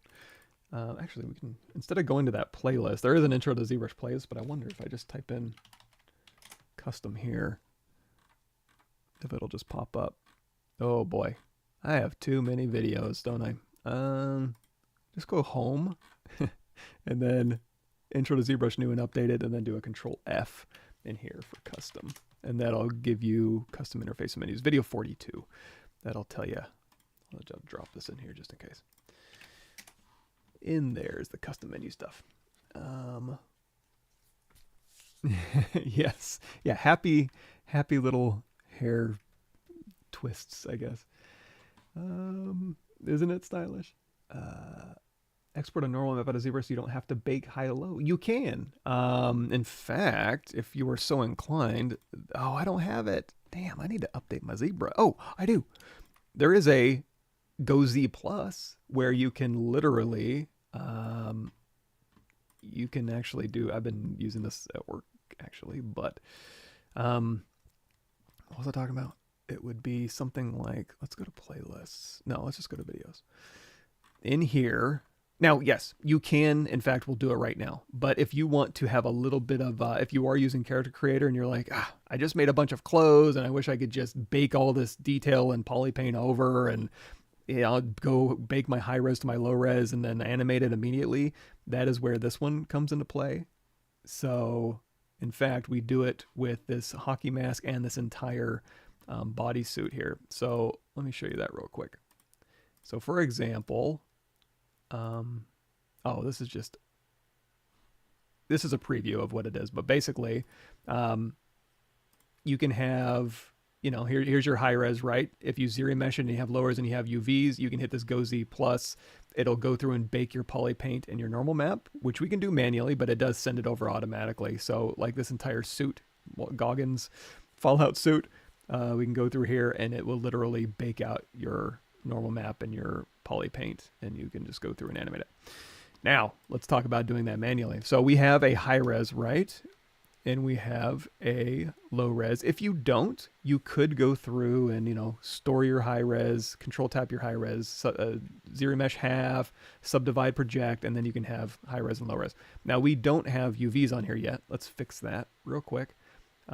We'll go in here to Z plugin. And since we have geometry, subdivision history, we got to go in here to UV master, turn off symmetry. Let's do this. Let's say work on clone. We'll keep polygroups on. So if we wanted to go through here and say, I'm going to hold down, go to my ZBrush brush and hold down Alt, and we can just make a quick polygroup. So right along in here, I'm just painting. Like, you could use masks for this too, but I'm just going to go through here and say, you know what? I do want a polygroup in here. Like so. And if you want to unmark any, you can just hold down Alt and unmark it. So now if I isolate this one and invert that and say auto groups, now I've got 3. I'm going to Control Shift tap these 2, Control W. So now I have a polygroup on the inside, a polygroup on the outside. So now I can say unwrap with polygroups, flatten, yay, unflatten, copy UVs, go back to our hair that actually has subdivision history, paste UVs. So now I have UVs on my hair. I have a high res and a low res. So you can go down here, and in fact, let's do this too. So just like the Go Z was going to bake my poly paint, let's go in here. I'm going to say, let's do, give them like this hair. Let's do this too. We're going to do a lot of stuff today. Z plugin, is there an AO? Ambient occlusion, compute. And then invert that. So now we have our AO. It's kind of hard to see. Let's go flat color. Oh, we have poly paint on, duh. So now we have our AO masked in here. I'm gonna hold down Control Alt Tab. Switch back to mask pane. Control Alt Tab. Okay, so now you can see if I unmask, you'll see it disappears. That is our AO that's masked. Can we get let's turn that smooth way down. Yeah, let's turn it off. Let's recompute that. There we go. So now I've got my AO masked here. So I'm going to Control Tap to invert that. Let's go back to Skin Shader. Let's go down here so we can see a little bit better because we're poly painting. I'm going to go back to masking. We're going to turn off View Mask. And then in here, we're going to say, you know what, let's do a little bit more red, a little more saturated. Oops. And we'll turn on my polypaint back on. So now if I do Control-Alt-Shift-F, which is my hotkey for color fill object, that will fill on my AO areas with a darker color. Then Control-Tap to invert that. We'll turn off View Mask, and then I can go in here and we'll paint like maybe some highlights. And the only reason I'm doing this, oops, we'll do a standard brush here, or BPA is your paintbrush. So we'll go through here, we'll drop that RGB intensity down. So we're gonna protect our AO, I think. Compute. Turn off view. I'm kind of protecting my AO, but we're going to go through here and we'll have just a basic poly paint on our object and some details of what we're doing, right? So we're going to bake out our normal map and our poly paint manually. So if we want to do that, Control drag to unmask, go down here to texture map, and we're going to create new from poly paint. There you go. Now, if you want to actually use this externally, you got to go in here to clone texture, and that will throw it into your texture palette. You might need to go in here and hit flip V and then export, and you can export this as a JPEG, PNG, Photoshop file, whatever. Normal maps. We can go in here to normal map, and we can say, I'm at the highest, tangent, flip G if you want to do open direct or DirectX, create normal map. Okay, so the highest is what's going to bake to. Let's drop the subdivision level 1, and then we'll say create normal map. There we go. So now we got a normal map baked. You can clone the normal map off. That'll throw it into your texture palette, export that. Now, if you want to do even more than that, you can go in here to Z plugin, multi-map exporter. Open up export options, and you can go through here and you can bake out normals and ambient occlusion, cavity, all sorts of really cool stuff in here. And then here's your normal map options in here. So you can do that. Speaking of mask or cavity, let's go in here to masking. There is a mask by cavity that might give us a little bit more that in between here. And there's also a mask by curvature. There we go. Something like this. And you can also do mask adjust to go through here, and like we'll reset that, and we'll Control Tap to invert that. Yeah, something like that. So now when we go through and paint our no, nothing. Okay. Standard. What am I missing here? Oh, I have texture turned on. Whenever you're painting and nothing's happening, you probably have your texture still on. So that way, there we go. So that'll protect our low-lying areas. So I can go through and just use a mask for that. And then if I updated my poly paint, all I got to do is say texture map, create new from poly paint. That'll update your poly paint there. Yay! And then clone it off, export it. Texture off. Okay. Makes sense. And what we were doing is going through here. And so again, we had the stuff blocked out. We're going to start replacing these with actual geometry. So we already talked about BC, brush, curve. If I want to drag, here's the thing. If I try to use a curve brush, curve, tube on this mesh, it's going to yell at me. I have subdivision levels. You can, even temporarily, just say delete lower and then drag on it, no problem. Like so. And then when you're done, you can say, okay, let's tap off away from that. We'll say split mask points. We'll go up arrow, down arrow to select this again. Then you can just hit reconstruct. You got your U. Oh, you know, it might have borked your UVs if you did that. But you can get your subdivisions back at least. Alternatively, you can also have subdivisions. And I like to do, you can select another mesh that doesn't. So if you alt tap this head, for example, that doesn't have any subdivisions, you can have your hair showing and then brush, curve, tube. And then you can use this. Let's turn off X symmetry. There we go. So we can use this to kind of go through and paint, drag on our object. Now you're going to see my curve tube is snapping to the surface. That's because we made picker. My brain's starting to go already. Continuous orientation, continuous Z. That'll do that. Now you're going to see it's kind of out from our object here. Let's go to brush. And we'll go to depth. We can embed that a little bit more. So while we're using this brush, I'll kind of stick into the mesh a little bit more. You can also go in here to, is that stroke? I think it is. So there is a size. If you turn on size, it'll go thick to thin, but the curve fall off is the wrong way. So we'll go ahead and say flip horizontal. So now it'll go thick to thin, but you know what? So you can see a little bit better, thick to thin. If it goes to too thin, just raise this up. So it'll go thick to not as thick, right? So that's one way you can use your curve 2 brush. And also, like we were talking about earlier, you can go in here to brush modifiers. If you don't like the default 20 that I think it's set at, you can drop this down and make it a more simplified, maybe not 2, but here's like a triangle version. So you can use this to kind of go through and, you know, start making these shapes. And then like we talked about, you can hold down, let's make this smaller. You can hold down Shift to start smoothing your curve out, and then also for helixing, going through and hey, let's start twisting this around. Now we can start helixing this.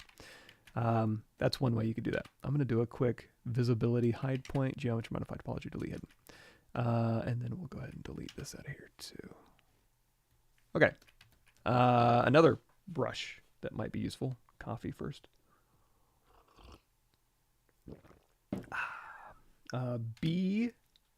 BEX, nope, BE, yes. So there's extrude profile, and then there's also BA, nope, B alpha. I know the icon, I don't remember the name of it. Curve alphas. So difference between these is, so this curve alpha has an alpha in it, and then as you drag out a curve, we're gonna go back. Oh, another thing too is if let's say all of your objects had subdivisions on them, and you're just like, I just need something in my scene, right? Just go in here and like insert a polymesh 3D star or whatever, it doesn't matter. And we'll shrink this down. Oh, BTC, transpose classic. Shrink this down, turn on transparency. Let's just bury this inside the character. You need to turn on X symmetry if you want to use this as your, I don't have subdivision history, so let me drag onto my object, but have something that'll kind of inherit the non-subdivision history IMM stuff. So in this case, if we wanted to use the curve alpha, we could go through here and we could use curve alpha. Now, it's fine, but just be aware that like the alpha that it's using, it's just generating this from a texture. So it's giving you like who knows what geometry and then making a shape, right? So depending on what you're making, this might work fine. Or if you want a little bit more control, this is where BEP, extrude profile, this will allow you to add specific, even has a Hero 6, specific geometry. So when I use this one and we look at the polyframe of it and go to solo mode, this is the geometry shape. So you're getting extremely precise. It's basically just taking that geometry shape, BEP, whatever's in here, it's taking that geometry shape and then extruding along your curve. Now you're going to see when we did that, undo that. So if we were just like sculpting on the head here, it's like, okay, let's just use this. You're going to see it's sticking to the head and then curving outwards. What you could do is you could take this guy's head and you could duplicate him off. And, or I guess you didn't have to duplicate, but you'll see. You can go in here and you could deflate him a little bit. You can control tap that point in history where he's deflated. We can go ahead and we can even delete him out of our scene, I believe. And then now when we use this brush, you're going to see, I thought it was going to stick to the deflated version of him. Maybe it did. Maybe it didn't. I think that's how it's supposed to work. Maybe I did something wrong. Anyway, there's two things you're going to notice. That, but you can also, if you want to get rid of history that's stored somewhere, just control tap off. Now, when I'm using this extrude profile and I pull out from an object, you're going to see it wants to stick to the object and then curve outwards, which is probably fine. And then it locks your start. So you can kind of go through here. So animate hair. Tap off to start a new strand, drag another one on there, just drag down a little bit. And as you're dragging down, it's going to want to protect the end point.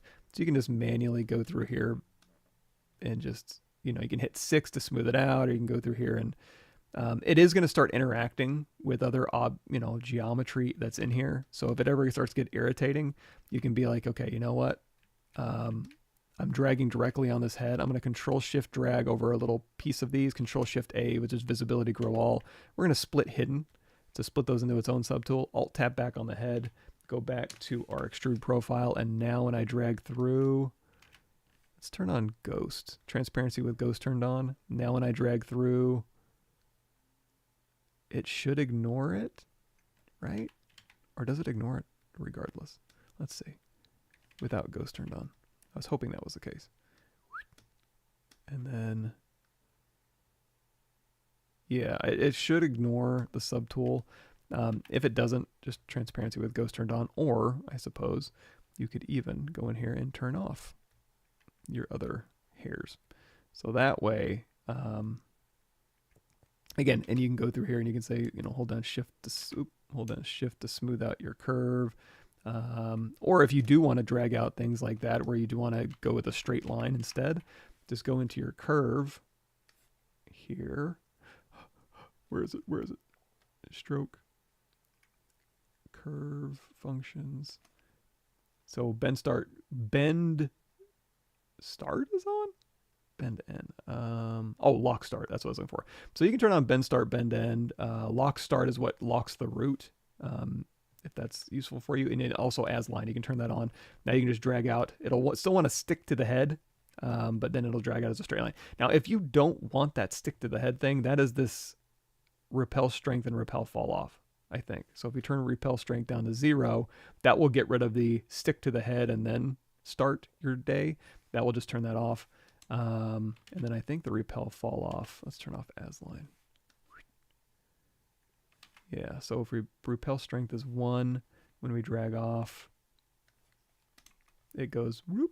And then if we turn that down to 0 and we just drag down, that's when it just drags onto the character. I believe we do have picker, continuous orientation, closest Z. We can do continuous Z if we want it to kind of follow our object to kind of stick to the surface. Now we're starting to get into, and the thick to thin is being controlled by curve modifier size, thick to thin. So we're learning a lot, and we know a lot now.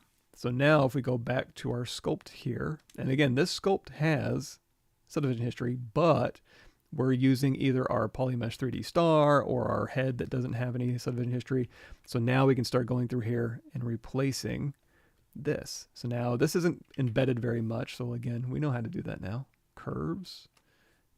Stroke, brush, depth. We'll go ahead and take that depth slider down on this brush. So now when we drag this out, we can start replacing this. And if we want to make this longer, again, just get that rubber band, that projection. Where is that? I think that's under, because that can be irritating too. Let me show you that. Geez, I got too much stuff open. Brush, modifiers, bend angle. No, it's under stroke. Curve functions. Curve snap distance is set to 31. If you're ever like, you know, drawing a curve and you want to draw a curve next to another one and it does something like this, go in here to curve snap. Yeah, curve snap distance. Crank that way down. So that way that'll allow you to get, oh boy, is that right? Curve edit radius, curve snap distance, projection range. Yeah, curve snap distance. That'll allow you to get a little closer without it trying to like grab on, you know, do that rubber band, although it seems to be extra grabby regardless. Now, you can also just tap off and then start dragging. That'll make it so that it's not going to constantly be irritating you. So tap off, tap off, tap off, tap off. Now, while again, you can go through here and manipulate it while the curve is active, or you can tap off and then you can go in here and just use your move brush or whatever to go through and modify these as needed. Or you can hit W and then we can control drag off a copy, right? And then use this to kind of be like, okay, we've got basic shape that I want. We can go through here and we can start, you know, making our hair. Or we can say, you know what, let's do a split mask points, go into solo mode. Let's say we got a nice hair shape that we like. We can hit B, create insert mesh, new. And then now we can go back to our working star. guess it's this one here. And now we got an insert mesh brush here that we can just drag on. Now it is floating. We know how to fix that. Depth. There we go. So now you can just have an IMM brush of little hair shapes that you can go in here and you can embed. Yay. Delete. Delete. So back to this. You could also make your own custom IMM brush that you can use the hair extrude profile and just make your own profiles if you want. If you are so inclined, you could also go in here and say, let's just grab, doesn't matter, star here, edit, initialize. Now this is a Polymesh 3D already, so when I go to initialize state, it's not going to have like crazy options. It's going to have these regular options. We'll say Q cube. So if I want to do a specific shape, let's say I want my hair to look like this, we could literally just repeat this shape. Now I'm going to make this a tripart curve brush, so we're going to stretch that out, bevel, edge loop complete, and we're going to have 3 polygroups. We're going to have, this is a polygroup, and this is a polygroup, and how do I explain this? When we do it, we're going to attach this shape to a curve and have it repeat this specific shape, right? And we could even go in here and say, you know what, let's do like a deformer, and let's simplify this all the way on all axes, and then Control Alt, and then we can like, scale this out a little bit. Look at that. We have total control over the shape. Now I'm going to capture the shape so it's looking with the pointy end towards me when I drag it out on a curve. So now I can say B, create insert mesh, new, and now we have that shape, but I want it attached to a curve. So we're going to go over here to our stroke menu, turn on curve mode, drag it out, and now we have that first polygroup and last polygroup as our caps, and then we have a repeating middle, this middle polygroup. Problem is, these aren't stuck together. No biggie. Let's go in here to brush. Triparts is turned on. We do want a triparts brush. If you don't, just turn that off, but we do. Weld points. If I tap to update, this will weld my points together. You can do a little bit of stretch, a little bit of curve res, and you can basically go through and create your own custom hair curve brush with your own shape, right? Now, it's not going thick to thin, which we probably want to do. So let's go in here to, we know where that is now, stroke, curve fall off, size, thick to thinner. Yoink. There we go. So now we have a brush. Now the reason, okay, now I remember why I did that. The reason why we might want an as line is we can drag this off as a straight line, and we can say, let's go ahead and say split mask points. I'm going to go down to the back here and Alt tap. So we're putting our gizmo right down the axis. You can even hold down Alt or go to Unmesh Mesh Center and put it right in the middle. And now check this out. Go in here to bend curve. Let's drop the resolution down temporarily. So we can go through here, and if we want to position or curl a hair strip, we can say, okay, give me our custom shape, and let me go through here, and I need a little more resolution. Boop, bump that up. So now we can go through here and be like, okay, it's going to curve around, and maybe it's going to flip up, and then maybe it's going to like curl backwards, right? So now we're starting to get that shape. And while it's going down this shape, we wanted a helix, right? Luckily, we do have a twist. Well, we also have a scale. So we want to make, I want a little thicker. I want to go thin to thick to maybe a little thicker to maybe a little thinner. So we'll go through here and we'll use scale for that. And then also along here, there is a twist. So we can say, I'm going to have it twist this way, and then, twist a little more this way, and then that'll kind of start giving us that nice helix until finally at the very end, we have this. So now we're starting to get that helix here, and we could even go through here. Let's do a polygroups tool, polygroup menu, group by normals.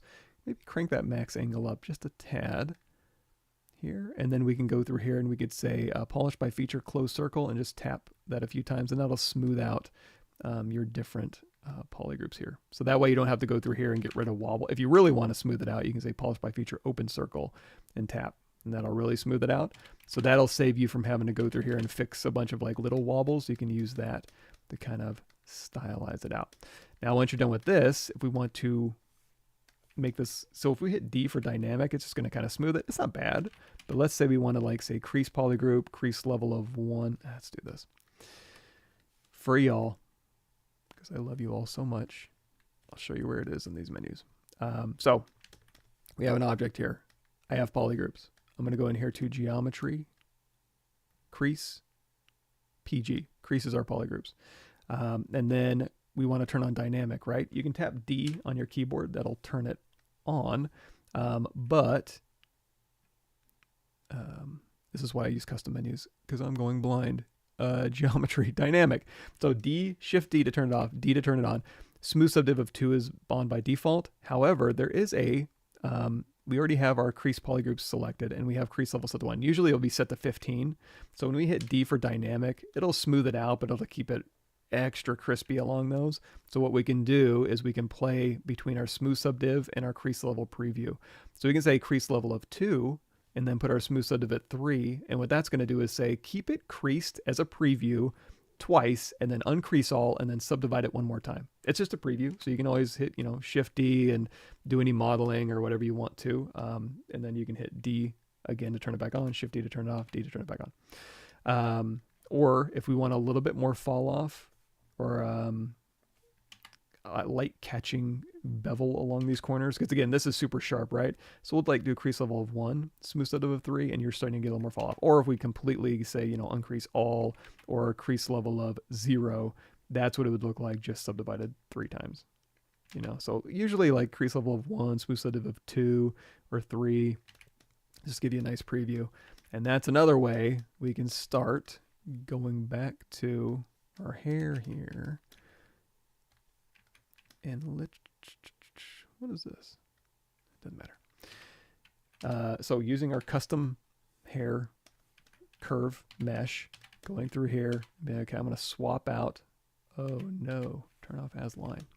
I'm going to swap out this piece right here. Oops, picker.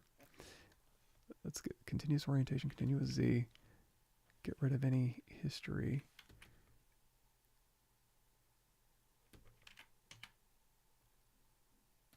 Huh. Not working great. Depth? Is that what's causing it to be weird? Yeah. Embed.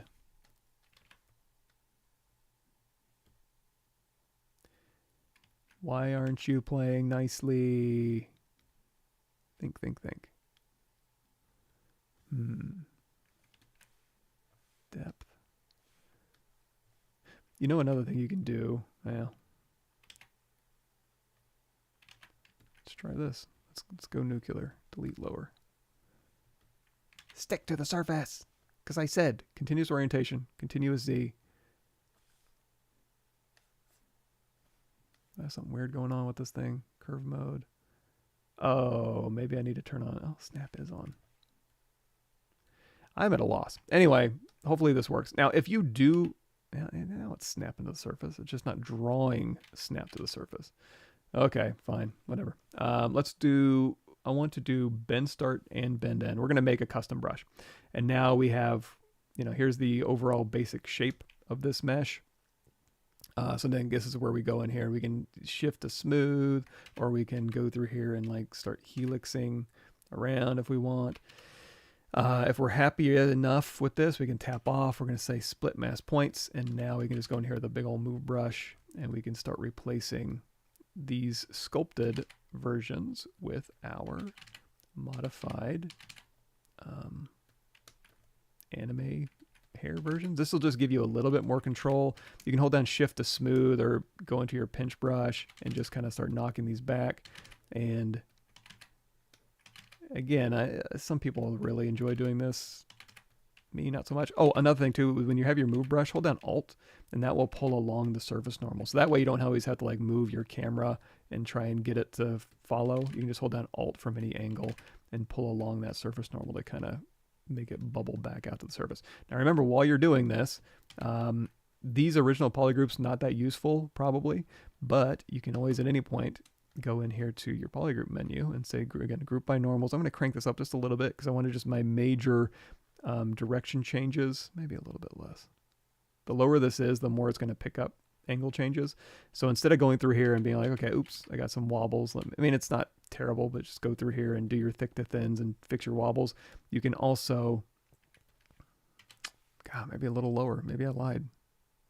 I want all the angles. Gimme, gimme, gimme. There we go. Go into deformation. This was talking about earlier. And there is a polish by feature that'll, a polygroup border or a crease is a feature. So you can go polish by feature. Closed circle, just kind of, it maintains your volume. Open circle just polishes the hell out of it. So whatever works for you, you go through here and get rid of your wobbles, and then go back in here with your move brush, and or, you know, kind of go in here with your inflate brush, just knock that down just a little bit. So now we can do thick to thin. You can smooth to thin, inflate to thick. We got our polygroups here. We'll say crease PG, crease level of 2, smooth to div of 3. And now we're starting to get a nice stylized, controllable, slick, helixy thing. Now, this isn't even the end. This isn't even his final form yet, because at this point, we have our preview, right? We can do Shift-D, D to turn that back on. You could extrude or make any changes you want. But if you want to sculpt on this, we can say Dynamic Apply. We'll hit Control-D one more time. And now, on top of this, we can go into our X. All right, that's my hotkey. We can go in here to like Trim Dynamic. Oof, that's so touchy. And it's like, okay, this helix is a little too regular, right? It's like same. We want to break it up a little bit. So we might be inclined to go through here and say, geez, that's a really trim dynamic. And I'm just going to say this helix here is just going to crush back through here. So we're going to trim dynamic this back, and then we're going to follow back up with an H polish just to do a little bit of cleanup work.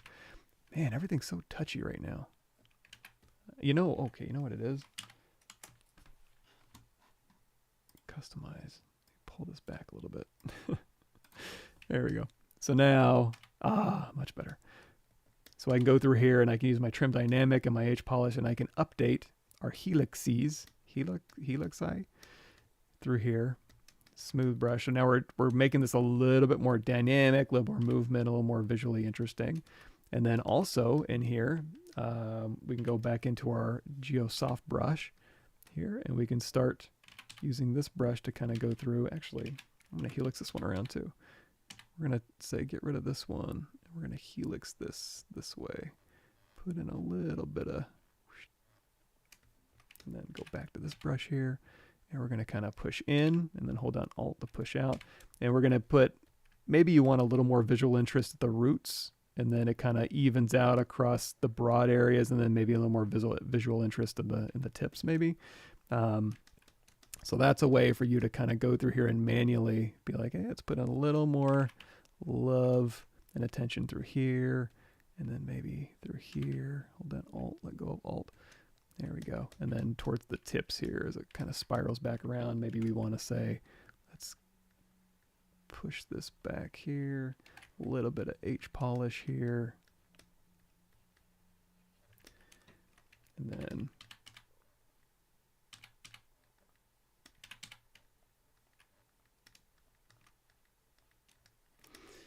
oops. I don't know. You get the idea. Go through here and make your beautiful hair.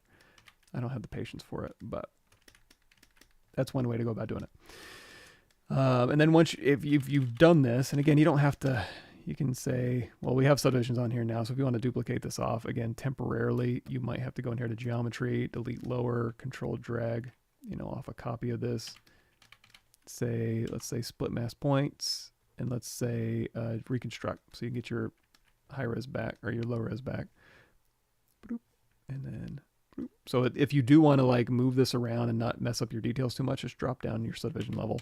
That'll allow you to move around the lower res envelope here, and you can start layering this in. Also, you can, so now that you've got this and you've got subdivision history, you can go ahead and like duplicate this one off. Say subdivision level 4, delete higher, delete lower. Let's do a group by normals. You know what? Let's open circle group by normals.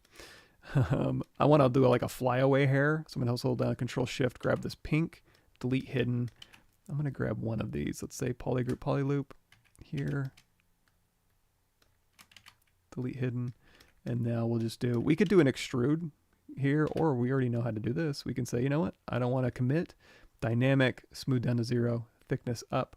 So now we have a fake thickness, and you can use this as a like a flyaway hair, or just, you know, add a little thick and thin, you know, to you. And then because it's dynamic, it's fake, right? So you can go through here and you say, you know, and I add a little bit more thickness. Ah, that's feeling good to me. Dynamic, apply. And now you can go through here and say, yeah, let's do a little inflate here, little smooth, thick to thin, sculpty sculpt, etc., etc. And now you're off to the races, or whatever. Let's see. Let me catch back up. Oh, we're almost done. Sorry, I've been paying attention. Had a problem figuring out how to make a Jabbot color. Vertical one's an easy way to make them in ZBrush. Jabbot color. Let's see if I can do this real quick. Control copy. Paste here. Oh, these are fancy. So kind of like they're ruffly. Yes, yeah, we can. Yeah, we can. Real quick, check this out. Okay, so we know the shape that we want, right? So let's say I'm going to duplicate this body off here, and I'm going to hit Control W and transparency, and you know, let's hit Control D one time. I just need a little more resolution. Delete lower. So Control, we're going to mask where we want this ruffled collar, and we're going to say Control W, isolate, delete hidden. In fact, if we want to kind of even clean this up even more and not have to like smooth it out, we can just go in here and slice. So here I'm going to do a deformation mirror, geometry modify topology mirror and weld, isolate this one here, delete hidden, zero mesh half, depth size down to 0. This will give us, I mean, I don't even need to do this, but that's kind of like our overall shape that we're looking for. I mean, I guess really I'm just looking for something to draw on. Because at this point, what I'm going to do is I want to draw from this angle my ruffles. So here's what I'm going to do. I'm going to slice the bottom of this. Delete hidden. Half. Okay. I'm going to extrude polygroup all. I'm going to, I like to do a quick group by normals, geometry modify topology, mirror and weld, polish by feature. So there's my surface. And on the bottom here, I'm actually going to extrude polygroup all. I'm going to hold down shift and extrude this all the way out. Long story short, I just need a surface like this to draw on, because what I'm going to do is go into BC, and we're going to do a curve flat snap. And from this angle, we're going to draw the ruffles. So I'm going to go through here. Let's make this a little smaller. I'm going to go through here, and, you know, however those ruffles are in real life, go through there. The hell? Let's go into solo mode. There we go. However these ruffles are in real life, just draw them out.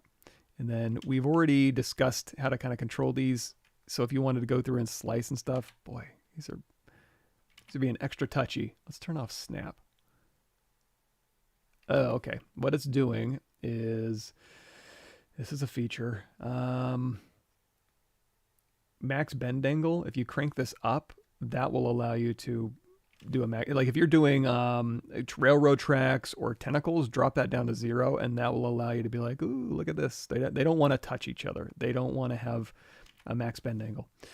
Crank this up to 90, and it will just do whatever you want. So that's what I'm looking for. So here we are. We're going to make our ruffles here. Close enough. I'm going to tap off. I'm going to say split mask points. I'm going to go through here. I'm going to use my move brush, auto masking. And we're going to say turn on topological, change our range down to like 1.5. And now we're going to go through here, and we're going to say, give me my ruffles. There we go. If we want to, again, polish by feature, we'll do a closed circle and let's kind of smooth that out a little bit here. And then we're going to flatten this. So just go to the side and just Z scale, or Y scale in that case, back. And you know what? So this is our profile of our ruffle collar, right?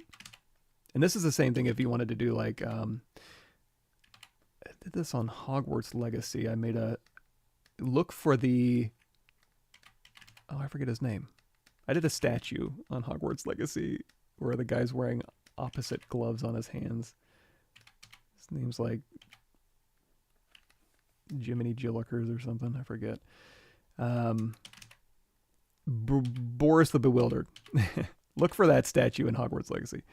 I used this exact same technique to do the ruffles on his wrists. But basically, you get the ruffles in place, and then you go through here, and then you start, and then you say extrude polygroup all here. And this is our direction, right? Oh, yeah, and you can just use this as a guide. So we'll go in here to transparent ghost. And so now we have ruffles. Oops. This one. So here's the length of our ruffles here. We'll get this kind of dialed into place. But we want to go thick to thin, right? But we know how to do that. And we want a little more resolution along here. So I'm going to go to my ZModeler brush. We're going to say insert multiple edge loops, keep polygroup. And let's go bring. And I'm going to say uncrease all and then crease PG. So now we got a little more resolution. This is following our object, which is just what we want. So now we can go through here and we can do, let's do a deformer. And if we want to keep it really simple, we can just go, okay, it's going to go thick here, and then thin, it's going to be here. And then now we can just kind of match the shape. So now if we get rid of this thing here, and we'll go to the side, you know, let's go to the side, and now let's do a bend curve. Make sure we're down the correct axis. There we go. We'll drop the resolution. We don't need that much. And now we can go, I want to go here, and then it's going to kind of bulge out, and then it's going to go down. And then through here, let's see, can we do a, I'm going to scale it this way. We're going to go thin, maybe a little thicker, or maybe thin as well. And then you know what? We'll go thin here. So you can use this to kind of dial in the thickness of your ruffles here.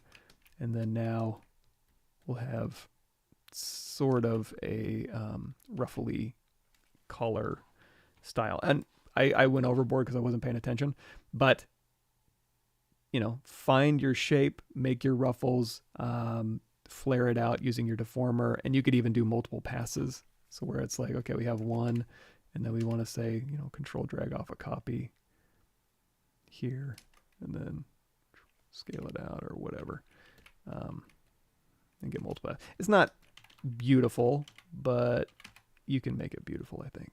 I trust you to do a better job than me. Something like that.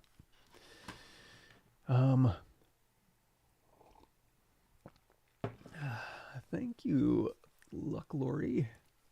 Vert Kung Fu Master. Are you teaching somewhere currently? You know, I used to teach at CG Master Academy. I got a new job, so I had to stop all of my extracurricular activities temporarily. So like I said, I'll be back on the content train. Maybe I'll start teaching again, but not for a bit. I'm still getting my feet under me. Had issues painting with polygroups while holding Alt. Often goes the other side of the mesh. Oh, that's weird. So you should be able to go into your ZModeler brush, hold down Alt, and start painting. But you're saying it goes to the other side. The only thing I can think of is if your brush... Let's grab just one of these.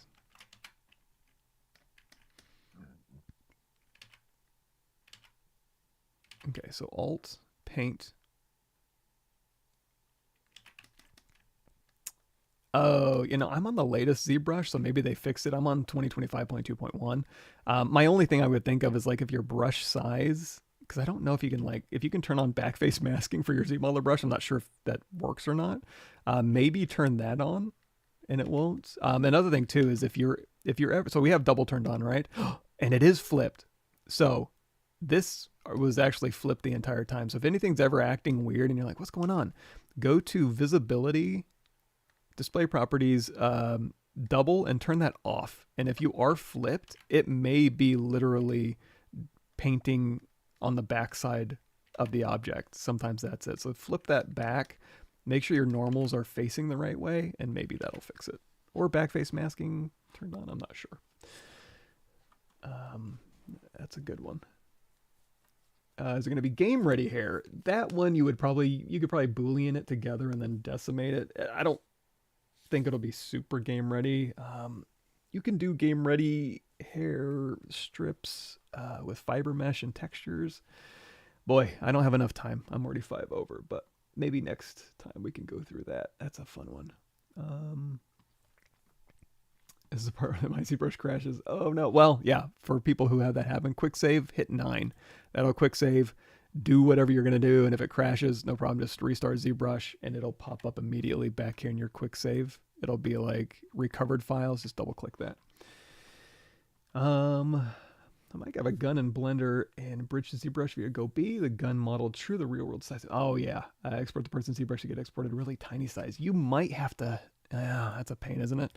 Z plugin Scale Master and also Z plugin 3D Print Hub. These are the two ways to kind of control scale in ZBrush. So you may have to, when you bring it into ZBrush, go in here and say set scene scale, and then whichever like.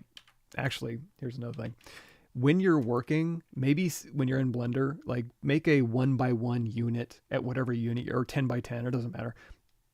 Cube, bring that over with your object, select that cube, and then go over here with that cube selected, say set scene scale. And then if it's accidentally being like, oh, I'm converting your centimeters to millimeters, go click on the centimeters or the inches or the feet or whatever your scale you're working at, and that will set your ZBrush scene scale. And make it hopefully compatible with what you're working with. I hope. Scale in ZBrush gets weird real fast. Oh yeah, and then doing the whole 100 larger. Yeah, hopefully this will work. Set scene scale, give that a shot. And bring over a unit help, your own unit helper, 10x10 or 1x1 or 100x100. Bring that in with your object. Or if you have like a barrel or something that's the exact length of what you know it is in unit wise, select that, set scene scale, and then look at these dimensions and pick the one that's correct. I hope that'll work. GeoBrush Dam Standard. No, that's look up the Geo. You'll have to down. I think it's a free download too. It's the GeoSoft Forms Brush, ZBrushGuides.com. It's GeoSoft Forms Brush. Download that. I have normal brushes, but they export in Blender, downsize it so it'll be the right size in Blender.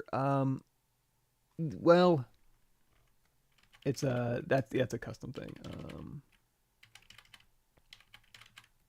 It also, when you're in ZBrush and you're working at a weird scene scale, sometimes your brush will cap out. I usually just turn on this remember dynamic mode and then just double click to turn dynamic off.